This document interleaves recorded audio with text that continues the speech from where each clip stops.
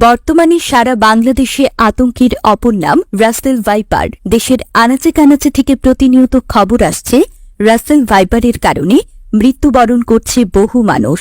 বিশেষ করে প্রত্যন্ত অঞ্চলগুলোতে এ সাপের অগ্রাসনটা একটু বেশি। কিন্তু মনে প্রশ্ন জাগে না, হঠাৎ করে কোথা থেকে এলো এত রাসেল ভাইপার? কেন বাংলাদেশে প্রতিনিয়ত বাড়ছে এর প্রভাব? আজকের ভিডিওতে আপনারা জানতে পারবেন কেন এত দ্রুত ছড়িয়ে পড়ছে রাসেল ভাইপার।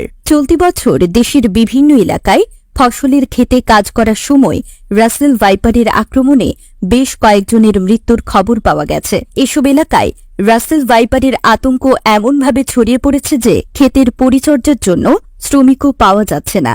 এমনকি ফসল কাটতে খেতে যেতেও ভয় পাচ্ছেন কৃষকেরা। গত ৮ এপ্রিল রাজবাড়ীর গোয়ালন্দির চর মজলিশপুর এলাকায় ভুট্টা ক্ষেত পরিচর্যাকালে সাইদুর শেখ নামের এক কৃষককে সাপে ছোবল দেয়। এর ঠিক ৭ দিন পর ঢাকা মেডিকেল কলেজ হাসপাতালে চিকিৎসাধীন অবস্থায় মারা যান তিনি।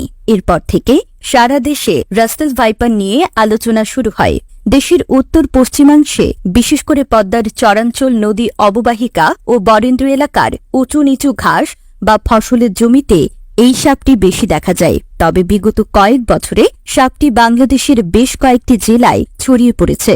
২ দশক আগেও রাসেল ভাইপার খুব একটা দেখা যেত না, কিন্তু গত ১ দশকে এই সাপের সংখ্যা বা বিস্তার বেশ বেড়েছে। এর প্রধান কারণ অন্যান্য সাপের তুলনায় এই সাপের বংশ বিস্তারের হার। প্রজাতিভেদে বাংলাদেশের রাসেল ভাইপার ৬০ থেকে ৬৩টি বাচ্চা প্রসব করে। রাসেল ভাইপারের মূল আবাসস্থল ভারতে, কিন্তু কিছুদিন আগে ভারী উজানে ও বন্যায় ভারত থেকে নদীপথে অনেক পানি ও কচুরিপানা আসে আমাদের বাংলাদেশে। গবেষকদের ধারণা, কচুরিপানায় করে এবং পানি স্রোতে ভেসে অনেক সাপ বাংলাদেশে চলে এসেছে। বিশেষ করে বাচ্চা সাপের আগমন হয় অনেক, সেখান থেকে ধীরে ধীরে বংশবিস্তার বাড়তে থাকে। তাছাড়া রাসেল ভাইপার বেশি দেখা যায় কৃষি জমিতে।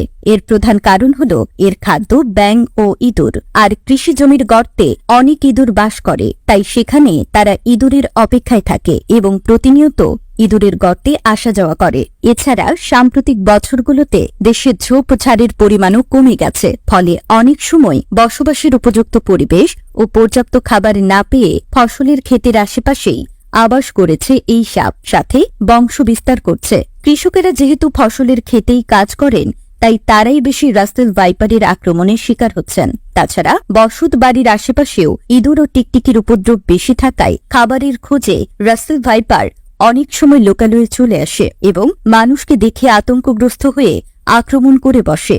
এর বাহিরে অনেকে মনে করছেন বাংলাদেশের বিভিন্ন এলাকায় স্বল্প সংখ্যক রাসেল ভাইপার সাপ সবসময়ই ছিল, কিন্তু বংশ বিস্তারের মতো পরিবেশ ও পর্যাপ্ত খাদ্য না থাকায় এদের উপস্থিতি খুব বেশি টের পাওয়া যায়নি। কিন্তু এখন সেই পরিস্থিতি বদলে গেছে, তাই বিপুল হারে এর পরিমাণ বৃদ্ধি পাচ্ছে। তাই পরিশেষে আমাদেরকে অবশ্যই বিষধর এই সাপের বিষয়ে অনেক বেশি সতর্ক হতে হবে এবং সাথে সবাইকে সতর্ক করতে হবে।